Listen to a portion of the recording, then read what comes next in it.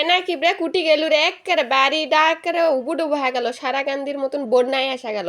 আর আপনারা আমার মতো এরকম অগ্রাহ্য হবেন না। দেখেন কি পরিমাণ আমার বাড়ির বন্যা আসা গেছে। আমাকে মনে হয় আর বাড়ির থাকাই চলবে না, টুপলা টাপলি ব্যান্ডালিয়া আমাকে ঢাকাতে যাওয়া লাগে।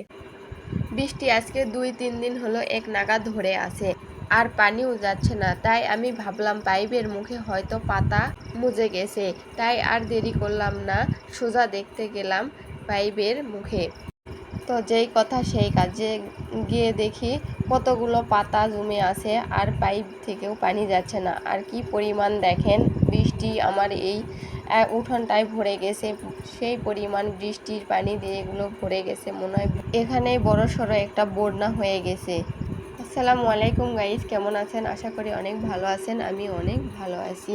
বৃষ্টি আজকে 2-3 দিন ধরে এক নাগাদ ধরে আছে, কিন্তু আজকে সকাল থেকে বৃষ্টির পরিমাণ একটু বেশি, একটু বাতাসও হচ্ছে। আর এই বাতাসের কারণে গাছ থেকে অনেক পাতা পড়ার কারণে আমার এই আঙনার জালিটা পাতা দিয়ে ভরে গেছে, আর এই জন্যই এই উঠোনটায় এরকম ভরে গেছে।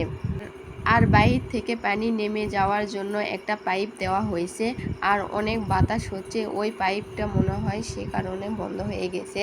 তো যেই কথা সেই কাজ, যে দেখি যে পরিমাণ বৃষ্টি হয়েছে আর পানি তো যাইতে একদমই পারতেছে না।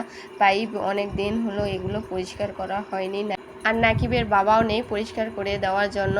তো কি করব, নিজের কাজ নিজেই করতে শুরু করলাম। পরিষ্কার তো করতে হবে, পানি তো উঠানে ভরে আছে। তো আমি আর দেরি করলাম না, শুরু করে দিলাম পরিষ্কার করতে। তো আমি পরিষ্কার করে ফেলেছি। তো দেখেন এখন ফাইনাল লুক কত সুন্দর হয়ে গেছে, আর যে কোনো কাজ ছোট না।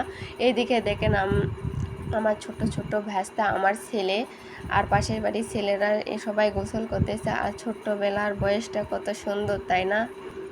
ছোটবেলার স্মৃতিগুলো খুব সুন্দর ছিল, তাই না?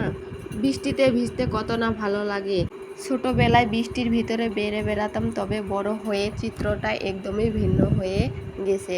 বৃষ্টিতে ভিজতে ইচ্ছে করলেও এখন সে বয়সটা আর নেই। আসলে সময়ের সাথে সাথে রুচি কিন্তু অনেকটাই পরিবর্তন হয়ে যায়। ছোট্টবেলায় বৃষ্টিতে ভেজার জন্য আমার মা আমাকে অনেক বকাবকি করতো, কিন্তু সে বারণটা তখন কখনোই শুনিনি।